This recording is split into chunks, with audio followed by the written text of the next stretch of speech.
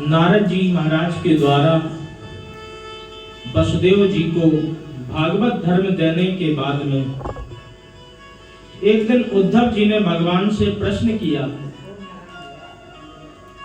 और प्रश्न करके कहा कि प्रभु, मुझे लगता है कि आप परम धाम जाने की तैयारी कर रहे हैं, कृपया करके मुझे छोड़ के मत जाना। भगवान ने कहा कि देखो उद्धव जी, आपको यहीं पर रहना पड़ेगा और यहीं रहकर के हमारे भक्तों का अवलंब बन करके उनको संभालना पड़ेगा। धीरे धीरे इस धरती पर पाप बढ़ता जाएगा। जब वो पाप इतना बढ़ जाए कि तुम्हारे रहने योग्य पृथ्वी ना हो, तब तुम हमारे धाम पर ये पृथ्वी छोड़ करके चले जाना। नहीं तवांग्रि कमलम क्षणार्धमपि केशवः त्यक्तुं समुत्थये नाथ स्वधाम नैमामपि। उद्धव जी ने प्रश्न किया, महाराज, मैं आपके बिना कैसे रहूंगा इस पृथ्वी पर? अरे मैं आपके बिना एक मिनट भी नहीं रह सकता हूं और आप कह रहे हो कि अकेले तुम्हें रहना पड़ेगा, तो किस प्रकार से रहूंगा? प्रभु ने कहा कि तुम सन्यासी बन करके रहो, सन्यास धर्म का पालन करो और सन्यासी बन करके इस पृथ्वी पर आराम से विचरते रहो, फिर तुम्हें कोई परेशानी नहीं होगी। महाराज, सन्यास धर्म का स्वरूप क्या होता है? सन्यासी बनकर के कैसे रहें? तो भगवान कहते हैं, ध्यान से सुनो। एक बार हमारे पूर्वज यदु जी महाराज कहीं जा रहे थे, तो जाते हुए उन्होंने रास्ते में देखा एक हष्ट पुष्ट अच्छी तरह तंदुरुस्त महात्मा बैठा हुआ था। उन्होंने पूछा, महाराज, आपके पास खाने को भी कुछ नहीं है, आपके पास पहनने को कपड़े भी नहीं है, रहने के लिए स्थान भी नहीं है, फिर भी आप इतने प्रसन्न हैं। दूसरी तरफ मेरे पास समस्त सुख भोग वैभव सामग्री है, फिर भी हम परेशान रहते हैं। आप एकदम इतने स्वच्छंद बच्चों की तरह, मैं देख रहा हूं कि आपको किसी भी प्रकार की चिंता नहीं है, आप कैसे ऐसे रह लेते हैं? कृपा करके मुझे बताइए। तो उन्होंने कहा कि देखो, मेरा परिचय अच्छी तरह सुनो। मेरा नाम दत्तात्रेय है और मैंने इस संसार में अपने जीवन में 24 गुरुओं को धारण किया। उन 24 गुरुओं के माध्यम से मैंने अपने जीवन को ऐसा बना लिया कि मुझे सुख और दुख का कोई भान ही नहीं रहता। मुझे किसी प्रकार से कोई क्षोभ नहीं होता, किसी प्रकार से कोई हर्ष भी नहीं होता है। जैसे तप्त गर्मी में हाथी गंगा जी की शीतल लहरों में स्नान कर लेता है और करने के बाद में झूमता हुआ चला जाता है, तो उसको गर्मी और सर्दी का कोई असर ही नहीं होता है। इसी प्रकार से मैंने भी अपना जीवन बना लिया। और यदि ध्यान से सुनो, ये सब मन की ही कल्पना है। यदि आप मन से मान लोगे कि मैं दुखी हूं, तो आप दुखी हो जाओगे। यदि आप मन से मान लोगे कि मैं सुखी हूं, तो आप सुखी हो जाओगे। कोई रोवे महल में और बन में गावे कोई, सुख और दुख बाहर नहीं, भीतर ही सब हूं। सुख और दुख की स्थिति ये कहीं बाहर नहीं होती है, ये तो सबके अंदर ही रहती है। महाराज, कृपा करके बताओ कि ये सब आपने किस प्रकार से सन्यास धर्म 24 गुरुओं से लेकर के सीखा है? मैं भी जानना चाहता हूं। तो वो आपके 24 गुरु कौन हैं? तो दत्तात्रेय जी महाराज बताते हैं, पृथ्वी वायुराकाशम अपो अग्निश्चंद्रमा रवि कपोतो जिगरः सिंधु पतंगो मधुकृत गजा मधुहा हरिणो मीनः पिंगला कुररोर्भकः कुमारी सरकृत सर्पः ऊर्णनाभि सुपेशकृत।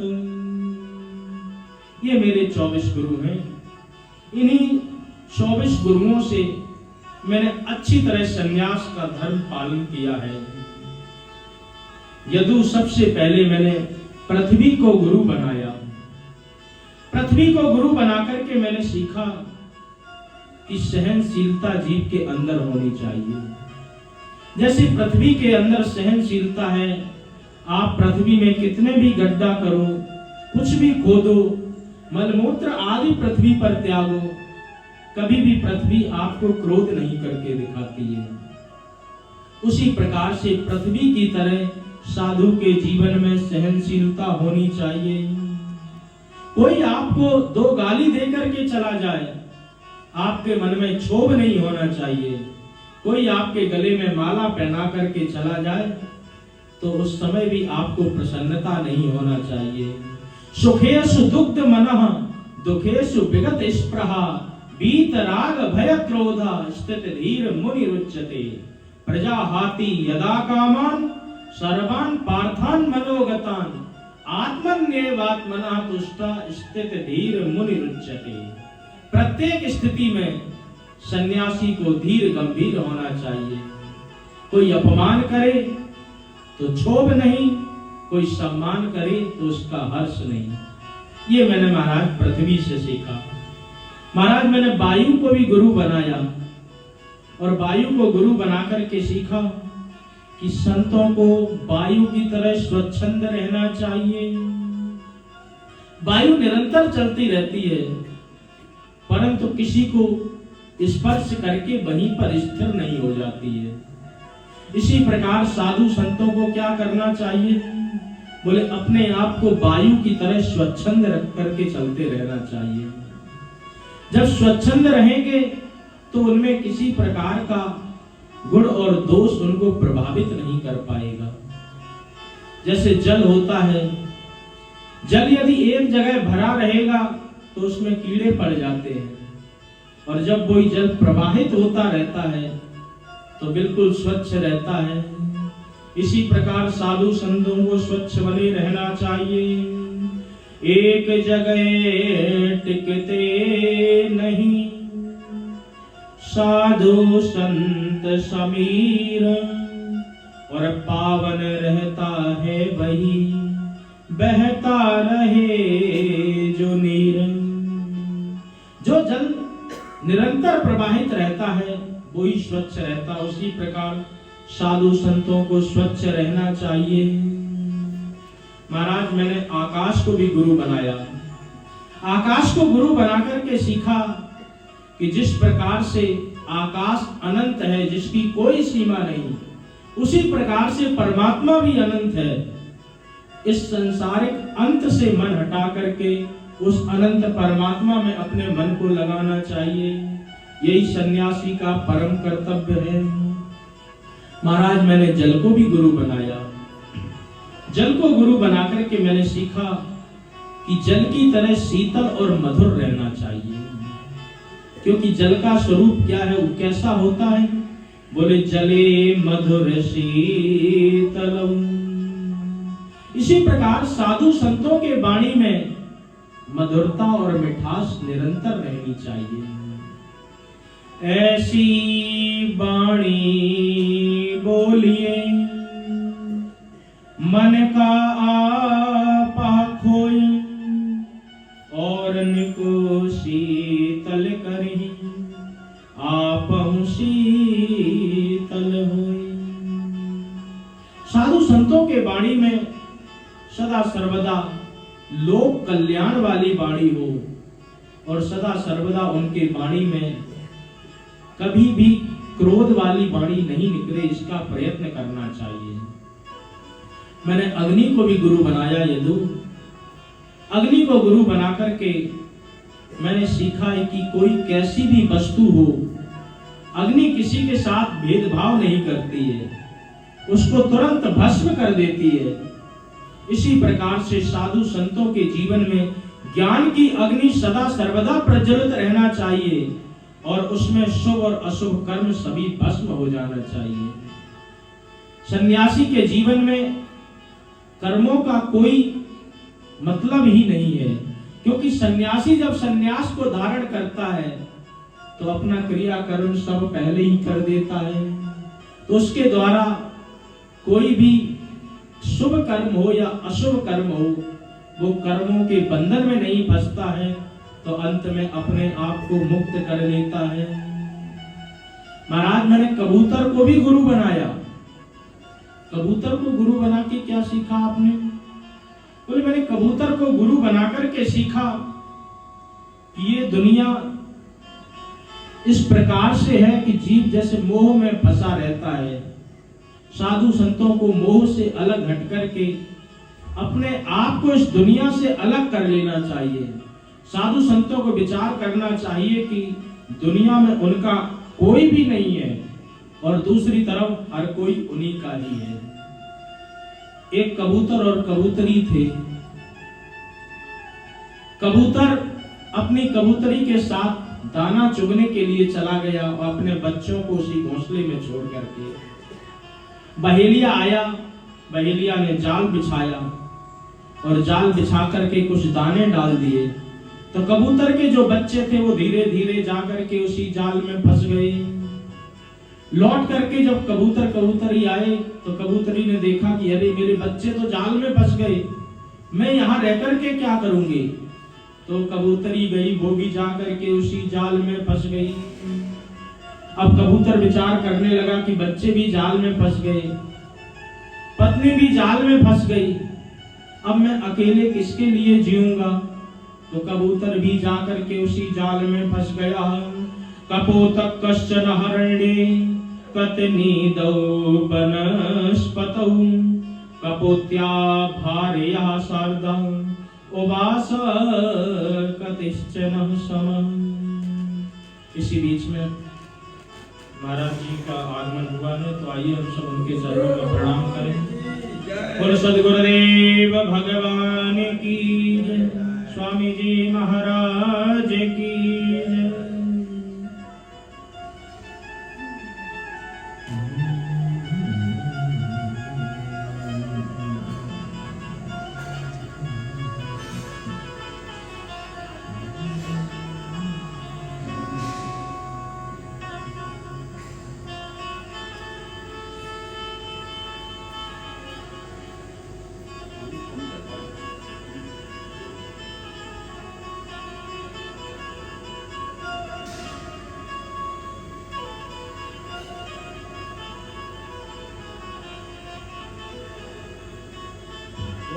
भगवान की जय। बोलो सद्गुरुदेव भगवान की जय, स्वामी जी महाराज की जय। तो दत्तात्रेय जी कहते हैं कि यदु मैंने देखा धीरे धीरे वो जाकर के कबूतर भी उसी जाल में फंस गया। मैं वहीं पर खड़े होकर के ये देख रहा था, मैंने तुरंत उसको अपने गुरु की लिस्ट में लिख लिया। लिख करके सीखा क्या? बोले एवं कुटुंब शांतात्मा द्वंद्वारा वह पतत्रिवा। साधु संतों को कभी भी परिवार के मोह चक्कर में नहीं फंसना चाहिए। यदि वो फंसेंगे तो बच्चे और पत्नी के मोह में ग्रसित होकर के उनके चक्कर में भी अपना सर्वनाश कर लेंगे। इसलिए सन्यासी के जीवन में कभी भी परिवार का कोई स्थान नहीं होता है। सन्यासी अपना सब कुछ त्याग करके इस संसार में आता है और आकर के भगवान की भक्ति के लिए अपने जीवन को समर्पित कर देता है। और जितना ये सारा संसार है ये उसी का ही कुटुंब है। उदार चरता नाम वसुधैव कुटुंबकम। साधु सन्यासी का कोई अपना परिवार नहीं होता, परंतु जितना संसार है ये सब साधु संतों का ही परिवार है। इस प्रकार से साधु संतों की अपनी कोई दुनिया नहीं होती है और सब कुछ दुनिया साधु संतों की ही होती है। अपने आप को इस प्रकार से समझ करके कबूतर से मैंने ये शिक्षा प्राप्त की कि कभी भी घर गृहस्थी में नहीं फंसना चाहिए। महाराज मैंने अजगर को भी गुरु बनाया। अजगर को गुरु बना करके मैंने सीखा कि जिस प्रकार से अजगर पड़ा रहता है, भोजन मिल जाए तो कर लेता है, नहीं मिल जाए तो ऐसा ही पड़ा रहता है, उसी प्रकार से साधु संतों को भोजन के लिए बहुत ज्यादा प्रयत्न नहीं करना चाहिए। साधु संतों को चाहिए कि वो अपने मस्ती में मस्त रहें, प्रसन्न रहें। जैसे अजगर पड़ा रहता उसी प्रकार से भगवान के नाम का जाप निरंतर करते हुए अपने आप को प्रत्येक स्थिति में प्रसन्न रखें। अजगर करे न चाकरी, पंछी करे न काम, दास मलूका कह गए सबके दाता राम। उसी प्रकार से साधु संतों के जीवन में बहुत ज्यादा भोजन के लिए प्रयत्न नहीं होना चाहिए। अजगर की तरह मिल जाए तो खा ले, नहीं मिला तो ऐसे ही काम चलाए। महाराज मैंने समुद्र को गुरु बनाकर के सीखा कि समुद्र में इतनी गहराई होती है, उसी प्रकार से साधु संतों के जीवन में गंभीरता होनी चाहिए। जब गंभीरता होगी तभी साधु संत अपने लक्ष्य पर केंद्रित हो सकेंगे और लक्ष्य पर केंद्रित होकर के अपने कल्याण का मार्ग ढूंढ करके उस पर चलने का प्रयत्न करेंगे। महाराज मैंने पतंगे को भी गुरु बनाया। बना करके क्या सीखा? बोले पतंगा अग्नि को प्रज्वलित होते हुए देखता है, दीप को, और धीरे धीरे आकर के उसी अग्नि के आसपास घूमने लगता है और अंत में उसी में जल करके राख हो जाता है। सन्यासी को नारी संग बिल्कुल नहीं करना चाहिए, नहीं तो उसी में फंस करके अपने जीवन को नष्ट कर देगा। नारी की संगत तेज घटे और पाप घटे, हरि के गुण गाए से। इसीलिए नारी का संग संतों के लिए सर्वदा वर्जित बताया गया। महाराज मैंने मधुमक्खी को भी गुरु बनाया। मधुमक्खी को गुरु बनाकर के मैंने ज्ञान प्राप्त किया कि जैसे मधुमक्खी धीरे धीरे थोड़ा थोड़ा करके शहद बनाती है और बना करके इकट्ठा करती है, बहेलिया आता है, आकर के सारा शहद तोड़ करके चला जाता है। इसी प्रकार से साधु संतों को बहुत ज्यादा धन एकत्रित नहीं करना चाहिए। बहुत ज्यादा धन एकत्रित करेंगे तो उस धन के ही चक्कर में भगवान के भजन को भूल जाएंगे और अंत में वो ही धन उनके विनाश का कारण भी बन जाता है। इसीलिए सन्यासी के जीवन में धन एकत्रित बहुत ज्यादा नहीं होना चाहिए। इस हाथ से आए और दूसरे हाथ से आगे बढ़ाते जाओ, भगवान की सेवा में लगाते जाओ, तब सन्यासी का जीवन अच्छी तरह चल सकता है। महाराज मैंने हाथी को भी गुरु बनाया। ये सब दत्तात्रेय जी के शिक्षा गुरु हैं, परंतु दीक्षा गुरु दत्तात्रेय जी ने एक ही बनाया। इसीलिए आप अपने जीवन में कितने भी शिक्षा गुरु बना लें, परंतु दीक्षा गुरु तो आपके जीवन में एक ही होना चाहिए। उसका स्थान दूसरा कोई नहीं ले सकता है। तो मैंने हाथी को गुरु बना करके सीखा। महाराज जंगल में हाथी पकड़ने वाले क्या करते हैं? बोले काठ की हथनी बना करके दूर खड़ी कर देते हैं और एक गड्ढा खोद करके उसको ढक देते हैं। हाथी कामातुर होकर के उस काठ की हथनी को देख करके जैसे ही उसकी तरफ दौड़ता है और दौड़ करके उसी गड्ढे में गिर जाता है। इसी प्रकार से सन्यासी को कभी भी स्त्री के पीछे नहीं भागना चाहिए। श्रीमद् भागवत में लिखा है, पदापर युवतिम भिक्षुम न स्पर्शे दारवमपि सन्यासी को तो काठ की स्त्री को भी स्पर्श नहीं करना चाहिए। स्त्री काम की मूर्ति है, तो कहीं साधु सन्यासी के मन को न बिगाड़ दे, इसीलिए किसी भी प्रकार से स्त्री को स्पर्श ही नहीं करें। स्त्रियों का भी परम धर्म है कि साधु सन्यासी को दूर से ही प्रणाम करके आशीर्वाद ले लें, तभी उनके जीवन का कल्याण हो जाएगा। इस प्रकार से महाराज, मैंने एक बार भौरे को भी गुरु बनाया। भौरे को गुरु बना करके मैंने देखा कि भौरा जाकर के कभी इस पुष्प पर बैठता है, थोड़ा सा पराग ले लेता है, फिर दूसरे पुष्प पर जाकर के बैठता है, वहां से थोड़ा सा पराग ले लेता है। इसी प्रकार से साधु संतों को एक ही घर पर पूरी तरह आश्रित नहीं होना चाहिए। कभी इस घर से भिक्षा मांग ले, कभी उस घर से भिक्षा मांग ले, तो साधु संतों का जीवन सदा रहेगा। यदि कोई साधु सन्यासी 12 महीने तक यदि एक ही घर से भिक्षा लेकर के खाएगा, तो उसके सुख और दुख उस साधु संत को भी प्रभावित करेंगे। यदि उस साधु संत के पास में कोई भोजन लेकर के आएगा और आकर के कहेगा महाराज आज हमारे घर पर बड़ी परेशानी है, तो अंदर ही अंदर से वो व्यथित हो जाएगा, इतने दिन से मैं इसके घर का खा रहा हूं, तो वो उसकी परेशानी को अपनी परेशानी समझने लगेगा, उसी में फंस जाएगा, भगवान के भजन से धीरे धीरे दूर होता जाएगा। महाराज, मैंने एक छोटे से बच्चे को भी गुरु बनाकर के शिक्षा प्राप्त की। क्या प्राप्त किया? बोले छोटे बच्चे जो होते हैं, इनके पास में किसी प्रकार का कोई छल कपट, कोई राग द्वेष नहीं होता है, बिल्कुल निष्कपट होते हैं। एक परिवार था, गरीब आदमी था, बहुत गरीब आदमी के यहाँ पर इतना भी प्रबंध नहीं था कि कोई आए तो उसको कुछ वो नाश्ता पानी करा सके। एक दिन उसके यहाँ पर 4 मेहमान मिलने के लिए आए।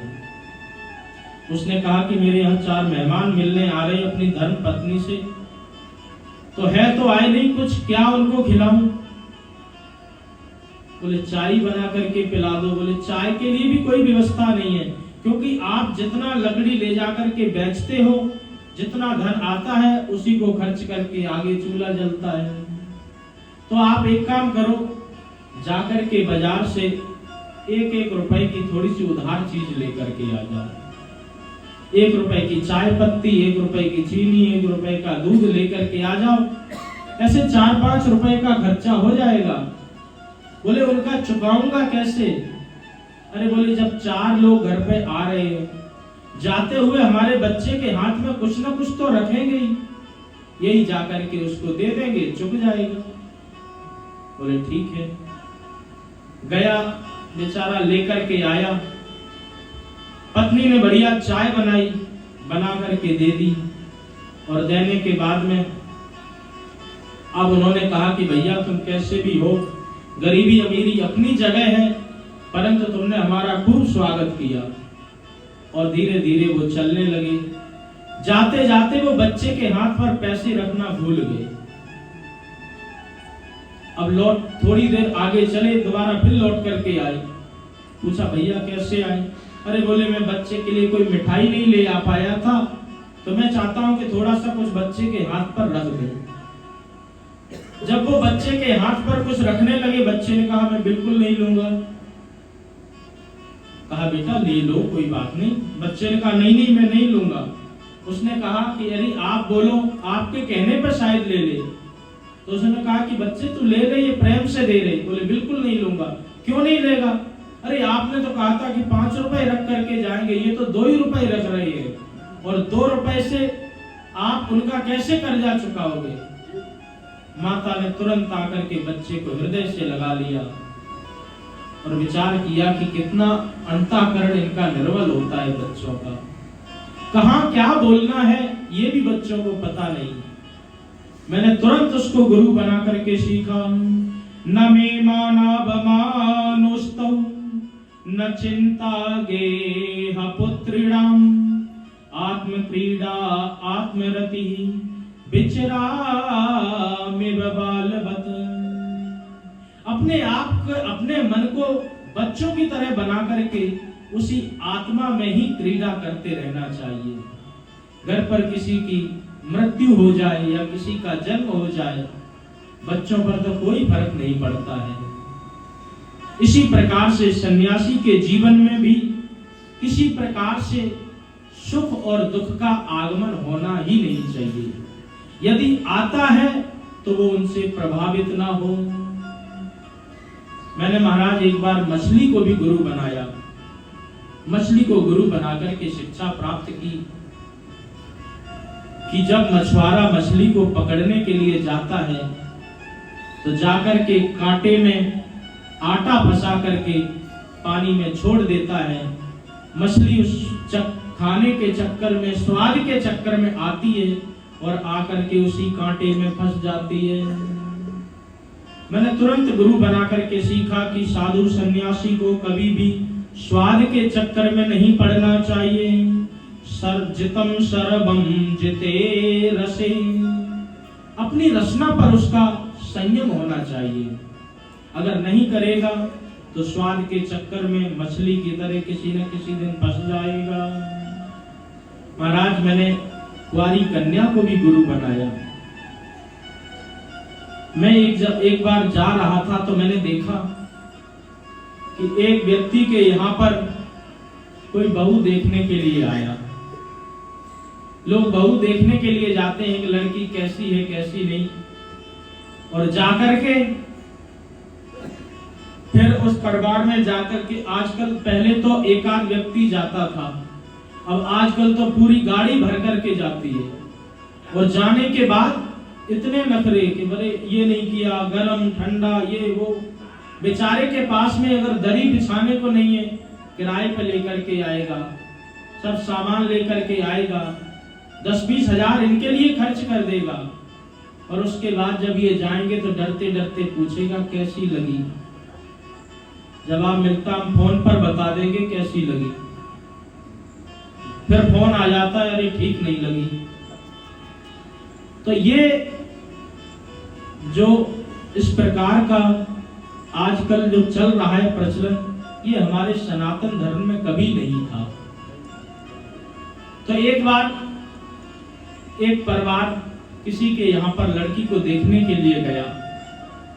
लड़की तो उनको बहुत पसंद आ गई, तो तुरंत उसकी जो माता जी थी उन्होंने तुरंत उसको चूड़ियां पहना दी, सारा सामान दे दिया कि अब तो ये मेरी बहू बन ही गई।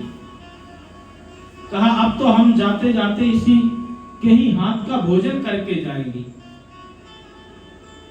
तो तुरंत बोला पिताजी ने, बेटी जाओ जा करके कुछ भोजन बनाओ।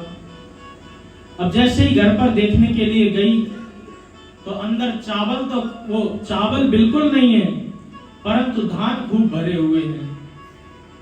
अब किसान की बेटी थी तो क्या करे, उसने तुरंत धानों को लिया और लेकर के कूटने लगी। अब कूटते कूटते देखा वो चूड़ियां आपस में खनकने लगी। अब उसने सोचा कि अगर ये चूड़ियां खनकी तो घर की बेइज्जती हो जाएगी। तो उसने धीरे धीरे चूड़ियों को उतारा, 2-2 चूड़ियां हाथ में आने दी। उसके बाद भी कूटा, तभी भी वो चूड़ी खनक रही। धीरे धीरे करके एक एक चूड़ी और उतार दी। उसके बाद जब कूटा तो बिल्कुल कुछ भी नहीं आवाज हुई। मैं ये सब खड़े होकर के खिड़की से देख रहा था, और देख करके मैंने तुरंत उसको गुरु बना लिया। और गुरु बना करके मैंने क्या सीखा, बोले बासे बहुना कलहो भवेत वार्ता वयोरपि एक एव चरित साधु कुमार्याम एव कंकनु। साधु संतों को समुदाय में नहीं रहना चाहिए। समुदाय में रहेंगे, संसार की बातें करेंगे, किसी न किसी दिन आपस में चिमटा बज ही जाएगा। एकांत में रहना चाहिए। एकांत में रहेंगे तो किसी प्रकार से कोई परेशानी नहीं, कोई कलह नहीं होगा। इसीलिए मैं एकांत में ही पड़ा रहता हूँ। रमता जोगी बहता पानी, इसी प्रकार से अपने जीवन को आगे बढ़ाता जाता हूं। यदु जी महाराज ने कहा कि महाराज, क्या आपको कभी ये नहीं लगता कि अरे ये चीज हमारे पास नहीं है, ये चीज होती तो कितना अच्छा होता। दत्तात्रेय जी महाराज कहते हैं कि देखो, आशा इस जीवन का सबसे बड़ा दुख है। और ये तो मैंने एक वैश्या को गुरु, क्या महाराज, वैश्या को गुरु बनाया? अरे जिससे मुझे ज्ञान प्राप्त हुआ वो मेरा गुरु। ये तो मैंने वैश्या को गुरु बना करके सीखा। कौन सी वैश्या? बोले विदेह राज जनक के नगर में एक वैश्या रहती थी जिसका नाम पिंगला था। पिंगला नाम वैश्यासी विदेह नगरे पुरा। बहुत सुंदर कहानी है इस पिंगला की। ये पिंगला रोज सज धज करके समर करके बैठ जाती थी चौराहे पर कि लोग हमारे पास आएंगे, हमारे रूप को देख करके हमारी उसकी प्रसन्नता करेंगे, कुछ न कुछ दे करके जाएंगे। सुबह से शाम हो गई, बैठे बैठे कोई नहीं आया। दूसरे दिन फिर बैठी, बैठ करके देखा, दूसरे दिन भी कोई नहीं आया। अब तो धीरे धीरे इसको बैराग हो गया। कहने लगी, बताओ इन हाड़ मास के पुतलों के लिए मैं सज धज करके बैठती हूँ, और कहीं मैंने इतना सजना धजना इतना समय परमात्मा को दिया होता, गोविंद को दिया होता, तो कब के वो प्रसन्न हो गई होती। धीरे धीरे इसके जीवन में बैराग आ गया।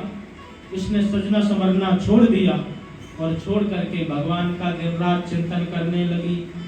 अंत में परम धाम को प्राप्त भी हुई।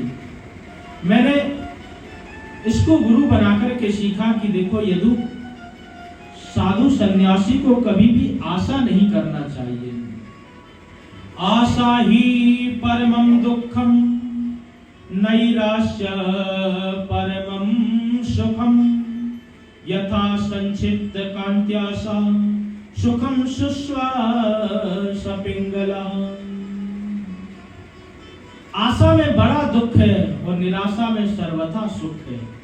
इसीलिए आशा को छोड़ करके निराशा की ओर दौड़ो। यदि आशा रखनी भी है तो उस परमात्मा के पास में अपने आशा को रखो। आशा एक राम जी से, दूजी आशा छोड़ दे। नाता एक राम जी से, दूजा नाता तोड़ दे। यदि रखना है तो राम जी से आशा रखो।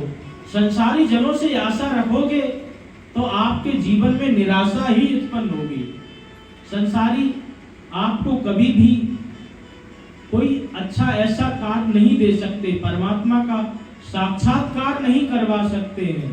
तो इसीलिए आप शुरू से ही अपने जीवन को परमात्मा में लगाएं। तो मैंने वैश्या से सीखा कि कभी भी साधु सन्यासी को आशा नहीं करना चाहिए। महाराज, मैंने बाण बनाने वाले को गुरु बनाया। उससे मैंने एकाग्रता सीखी कि मन की एकाग्रता कैसे होनी चाहिए। राजा की सवारी जा रही थी और एक चौराहे पर बैठा हुआ बाण अपना पहना कर रहा था। मैंने पूछा कि अरे यहाँ से राजा की सवारी गई, क्या तुमने देखा? बोले नहीं, मैं तो बाण बना रहा था, मैंने बिल्कुल नहीं देखा। तुरंत मैंने गुरु बना लिया और शिक्षा प्राप्त की कि अपने साधु सन्यासी को अपने लक्ष्य पर पूरी तरह निर्धारित रहना चाहिए, चाहे जैसी परिस्थिति हो, परंतु अपने लक्ष्य से कभी नहीं भटकना चाहिए। यदि आप यहाँ पर बैठे हैं और बैठे हुए यदि आपका मन आपके कानों के पास में नहीं है या कानों के साथ में नहीं है, तो आप बैठे हुए भी कथा को श्रवण नहीं कर पाएंगे, या श्रवण करते हुए भी कुछ समझ में नहीं आपको आएगा। आपके नेत्रों के साथ यदि आपका मन नहीं है तो सामने से कोई भी निकल जाए आपको पता ही नहीं चलेगा। इसीलिए अपने जीवन को केंद्रित करना चाहिए, अपने इंद्रियों को केंद्रित करके एक जगह स्थिर हो जाना चाहिए। स्वामी विवेकानंद जी जापान में प्रवचन कर रहे थे। प्रवचन करते करते देखा क्या कि एकदम भूकंप आ गया, पूरी धरती हिलने लगी, सारे घर हिलने लगे। सब लोग वहां से प्रवचन को छोड़ छोड़ करके भाग गए अपने अपने घर पर। स्वामी विवेकानंद वहीं पर आंख बंद करके बैठ गए। धीरे धीरे जब भूकंप बंद हुआ तो सब लोग आए, आकर के देखा और कहा महाराज जी भूकंप आया, हम सब तो डर करके भाग गए, आप यहीं बैठे रहे। बोले आप भागे थे, मैं भी भागा था, अंतर सिर्फ इतना ही है कि आप बाहर की ओर भागे थे और मैं अंदर की ओर भागा था, इसीलिए मुझे हलचल से कोई परेशानी नहीं हुई और आप व्यथित होकर के चले गए। इसीलिए साधु सन्यासी को अपनी मन की एकाग्रता बना करके उस आत्मा के साथ में ही रति होना चाहिए, जिस आत्मा के साथ में रति होकर के अपने आप को वो लक्ष्य से भ्रमित नहीं होने दे और अपना ही कल्याण उसी के माध्यम से कर ले। इस प्रकार से महाराज मैंने एक बार मृग को भी गुरु बनाया। मृग को गुरु बना करके मैंने शिक्षा प्राप्त की कि ग्राम्य गीतम न श्रुणुयात।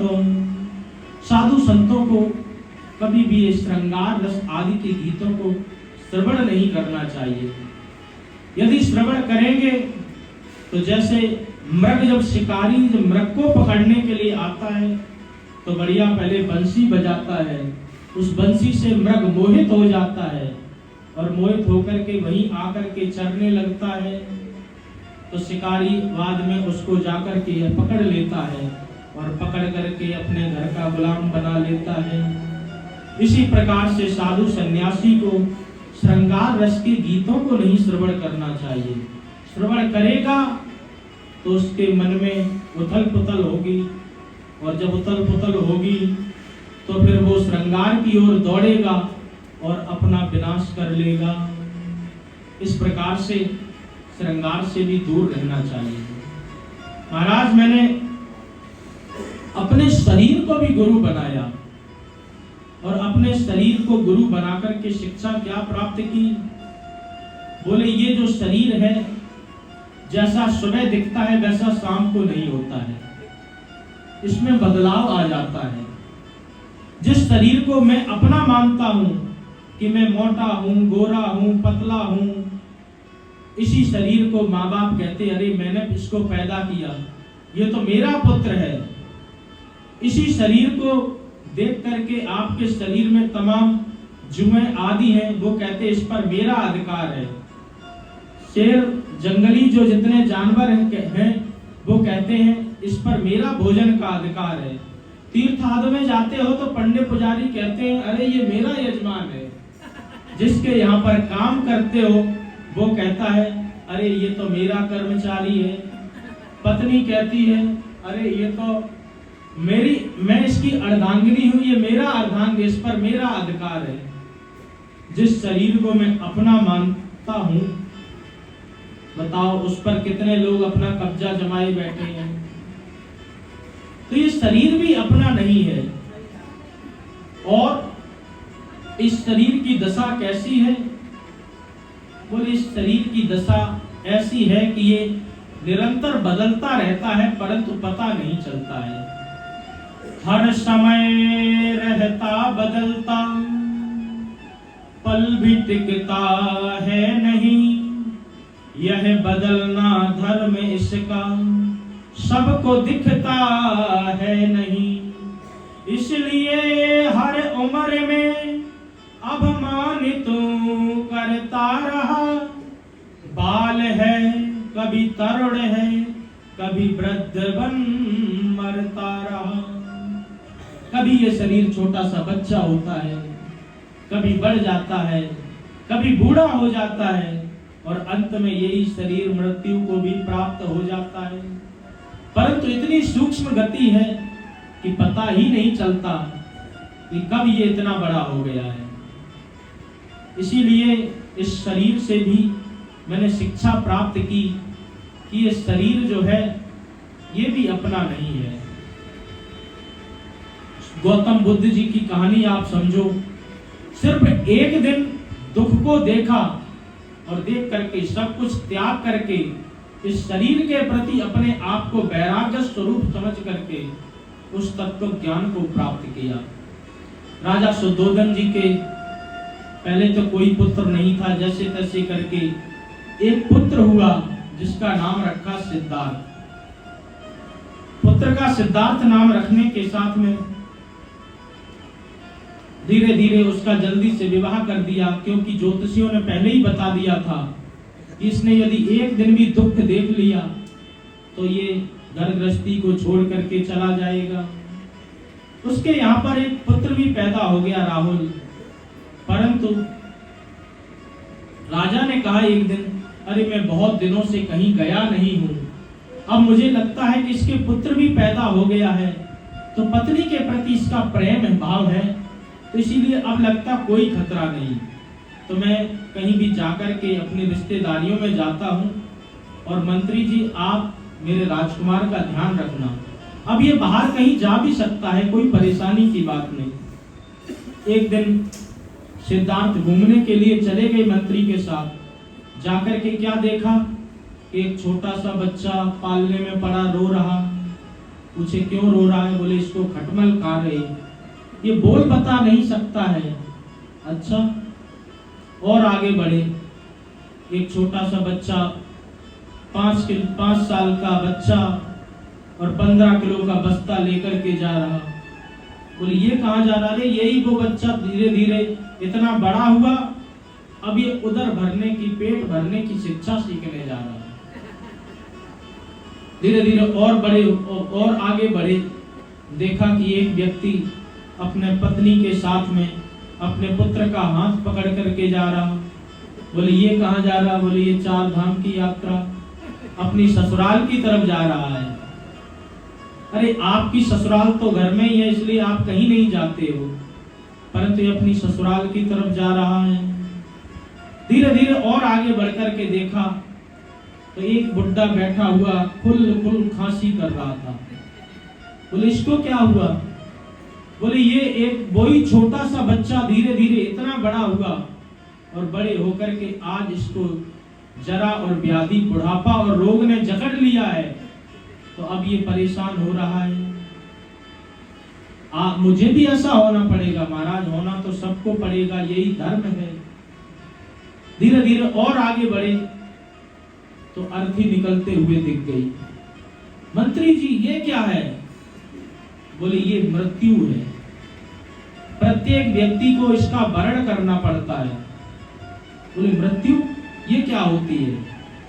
बोले सर्वेक्षयांतया निजयं पतरांता समुद्रशयं संयोगस्य वियोगान्तं जीवतं मरणावधि, जीवतं मरणावधि। बोले इस जीवन के संयोग और वियोग का ही नाम मृत्यु समझो। जब संयोग होता है तो जन्म हो जाता है, जब वियोग होता है तो मृत्यु हो जाती है। तो ये प्रत्येक व्यक्ति को मरना पड़ता है, क्योंकि शरीर का ये धर्म है, जायते अस्ति वर्धते विपर्णमते अपक्षीयते और विनश्यति। ये जो 6 षडोर्मियां हैं, ये शरीर का धर्म है, ये सबको ही ऐसा होना पड़ता है। सिद्धार्थ ने कहा कि अच्छा, परंतु मैं नहीं मरूंगा, मैं ऐसे सत्य की खोज करूंगा जिसको खोजने के बाद और कुछ खोजना ही नहीं पड़ता। एक दिन का दुख देख करके घर से निकल गए, यही प्रश्न करते रहे कि मैं कौन हूं, कहां से आया हूं, जन्म से पहले मैं कहां था, जन्म के बाद मैं कहां जाऊंगा, और जागने से पहले मैं कुछ होता हूं और सोने के बाद मेरा कुछ भी पता नहीं चलता। ये जागने सोने के बीच का ये चक्कर क्या है?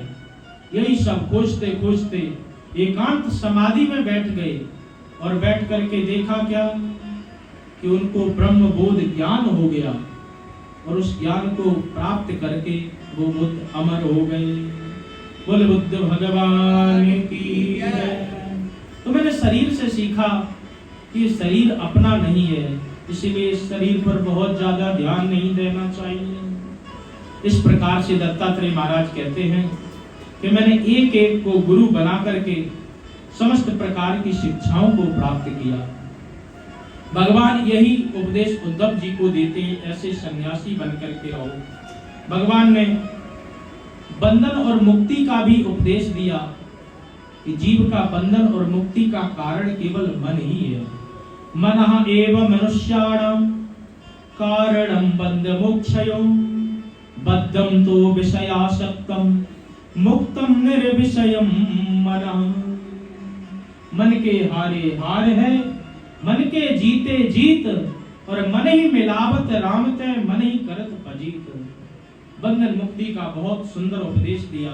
भगवान ने अपने सिद्धियों और विभूतियों का भी वर्णन बताया। अड़मा महिमा लगमा प्राप्ति प्रकाम ईशत्व वसत्व दूर श्रवण दर्शन पर काया प्रवेशन, अनेक सिद्धियों का वर्णन बताया।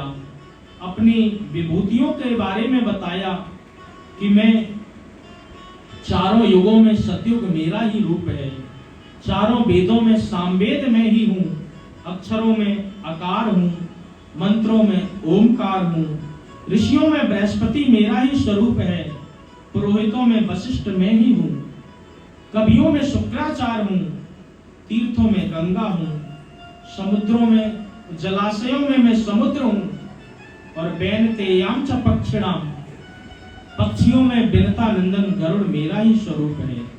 सर्पों में शेष में हूँ, घोड़ों में उच्चैश्रवा घोड़ा में हूँ, हाथियों में ऐरावत हाथी में हूँ, रत्नों में पराग नाम की मणि में ही तो हूँ, धातुओं में सोना में हूँ, धातु नाम अस्मि कांचनम, असुरों में प्रहलाद में हूँ, प्रेमियों में अर्जुन में हूँ, और ज्ञानियों में उद्धव मैं ही तो तुम ही हूँ, तुम्हारा भी तो जो स्वरूप है ये मैं ही तो हूँ। इस प्रकार से भगवान ने अपने विभूति योग का बहुत सुंदर वर्णन किया। अपने मुक्तियों का भी वर्णन बताते हैं। सालोक्य सामीप्य साष्टी स्वरूप ईशत्व वसत्व एक एक करके समस्त मुक्तियों का वर्णन बताया, और मुक्तियों का वर्णन बता के कहा कि देखो उद्धव, अब मैं जाकर के अपने प्रवासक क्षेत्र में वहीं पर जाकर के बैठना चाहता हूँ, और बैठ करके अच्छी तरह अपने जीवन को परम धाम की ओर लेकर के जाना चाहता हूँ। बहुत अच्छी तरह हंसोपाख्यान, भिक्षु गीत, एल गीत का उपदेश दिया, और उपदेश देने के बाद में भगवान धीरे धीरे करके उसी प्रवासक क्षेत्र की ओर चले गए। वहीं प्रवासक क्षेत्र में भगवान अपने पूरे परिवार को लेकर के गए, और धीरे धीरे देखा क्या कि परिवार आपस में ही कलह करने लगा, आपस में ही लड़ने लगा, और लड़ते लड़ते जब उनको कुछ भी नहीं मिला तो वो एरका नाम की जो घास खड़ी थी उसी को ही उखाड़ करके एक दूसरे के सर पर मारने लगे, और उसी घास के प्रभाव से धीरे धीरे देखते देखते भगवान का परिवार धीरे धीरे पूरी तरह नष्ट हो गया। केवल 4-5 बचे, चतुः बशेषता, 4-5 लोग बचे होंगे, और वही जाकर के उद्धव जी उनको लेकर के गए। भगवान ने कहा कि देखो, मेरे जाने के बाद में 7वें दिन ये द्वारका नष्ट हो जाएगी, तो यहाँ पर सभी को लेकर के चले जाओ, मथुरा नगरी में जाओ। अर्जुन आए, अर्जुन को भी कहा कि जितनी भी गोपियां हैं इन सभी को लेकर के हस्तिनापुर चले जाओ। अर्जुन आए, अर्जुन ने गोपियों को लिया, और लेकर के जैसे ही चले तो भगवान ने भील का रूप धारण करके उन सभी गोपियों का भी हरण कर लिया। भीलन लूटी गोपियां बेही अर्जुन बेही बान। मानो भगवान बताना चाहते हो कि अर्जुन, तेरे इस गांडीव में तभी तक शक्ति है जब तक मेरा साथ तुझको प्राप्त है। अंत में भगवान एक वृक्ष के नीचे उसकी छांव में जाकर के बैठ गए, पैर पर पैर रख करके विश्राम की स्थिति में जैसे ही लेटे तो एक बहेलिया आया। बहेलिया ने भगवान के पैर को चमकते हुए देखा तो उसको भ्रम हो गया कि वहां पर कोई मृग बैठा है।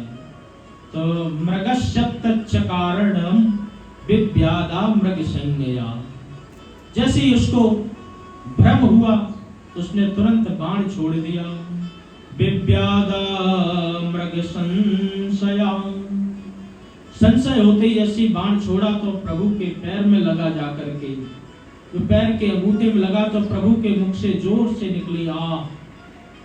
तुरंत दौड़ करके वो बहेलिया आया, आकर के देखा अरे मैंने तो अपराध कर दिया, मैंने प्रभु के पैर में वो बाण मार दिया। जिस बाण में मैंने उस मछली के पेट में निकाल करके वो नुकीला पदार्थ लगाया था, वो उसी मूसल का ही एक अंग था।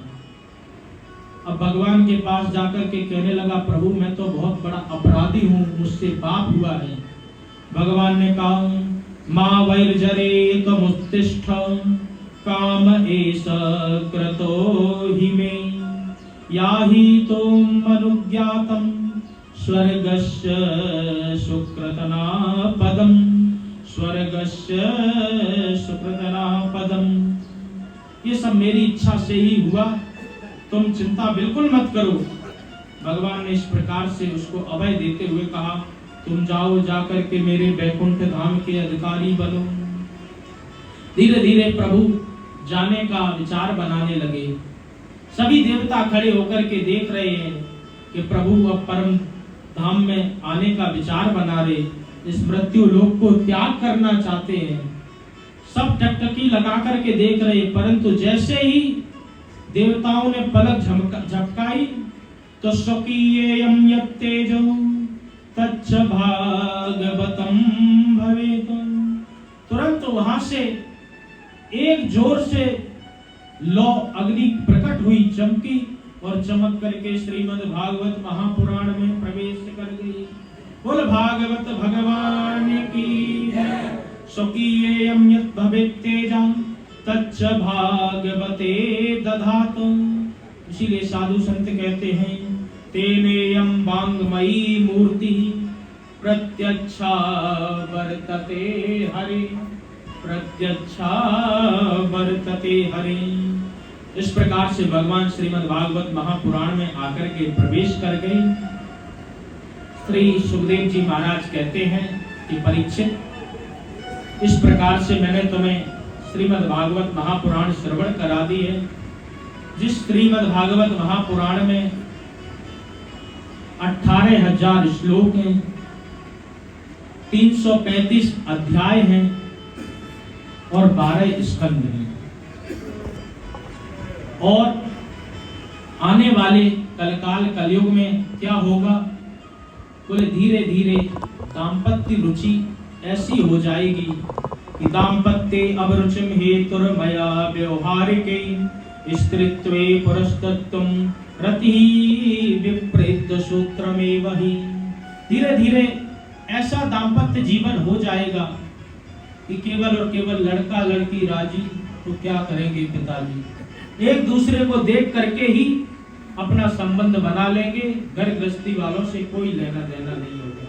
ब्राह्मण भी धीरे धीरे जैसे ही कलयुग का प्रभाव बढ़ेगा तो अपना कुल गोत्र सब भूल जाएंगे, केवल जनेऊ दिखा करके कहा करेंगे देखो हम ब्राह्मण हैं, केवल चोटी दिखा करके कहा करेंगे, ये सब अपना कुल गोत्र आदि भूल जाएंगे।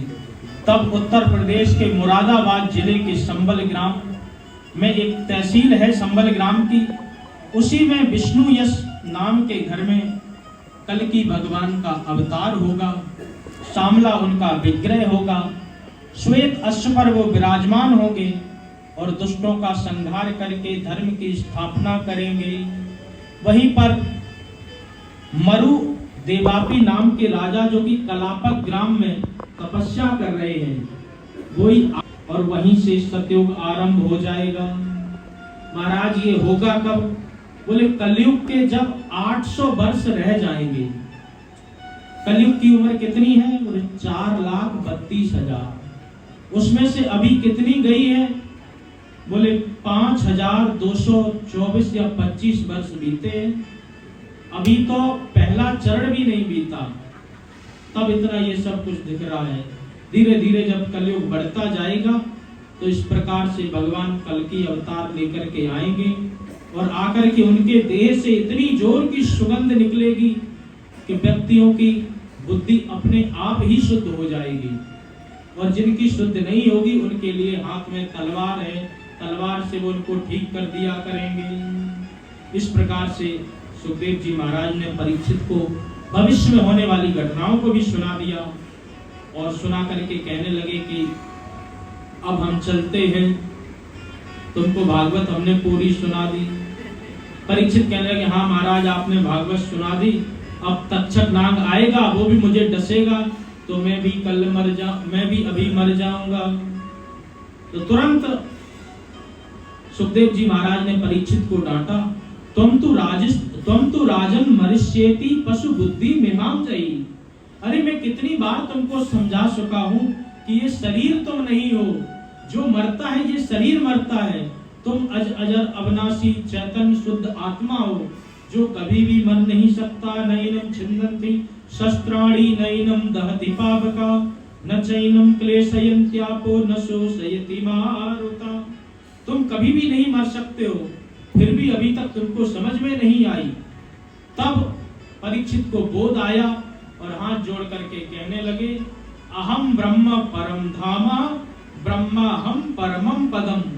मैंने अपने आप को अच्छी तरह समझ लिया है। अनेकानेक तक्षक भी आकर के यदि डसेंगे तभी भी मैं किसी हालत में नहीं मर सकता हूँ।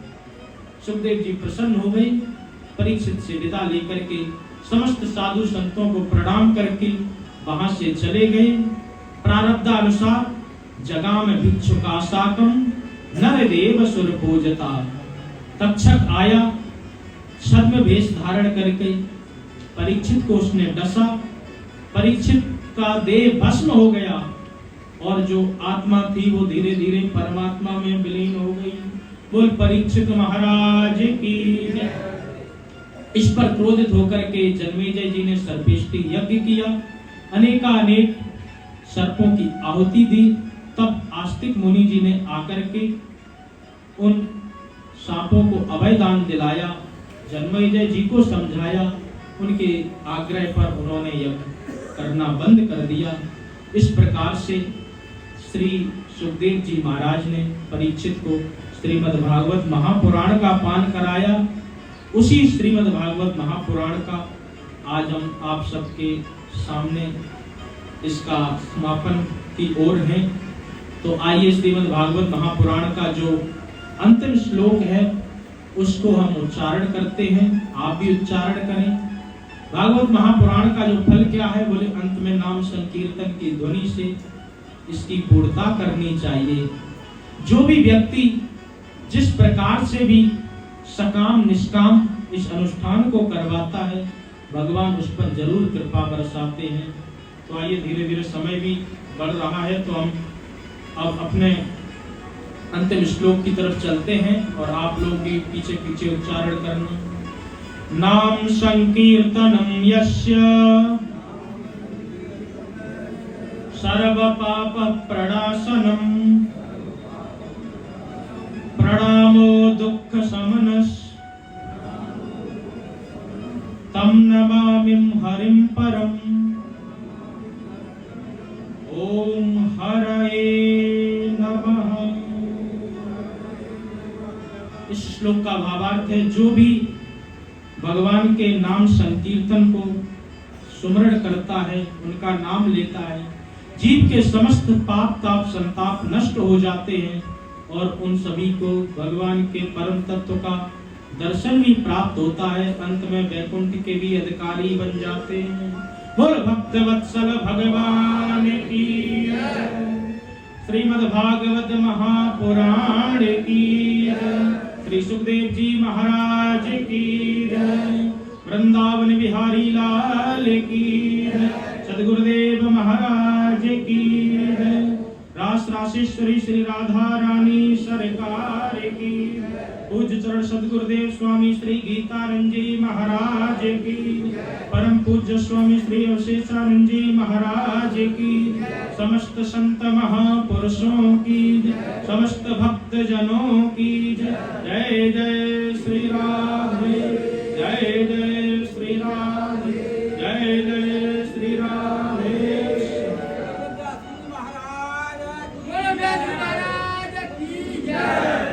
2 मिनट में आरती और कर लेते हैं। सब लोग खड़े हो जाएं।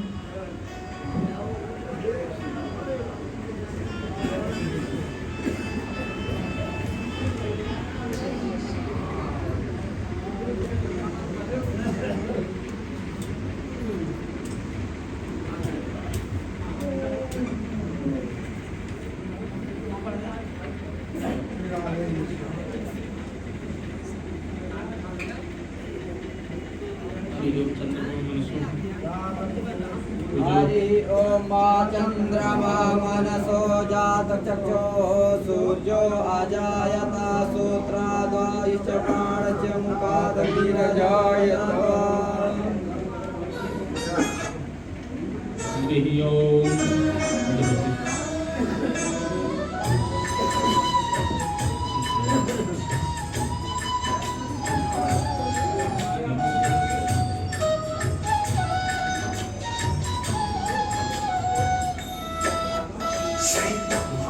भक्त भगवान की है आरती, यूं तो पाप से है तारती। भागवत भगवान की है आरती, यूं तो पाप से है तारती।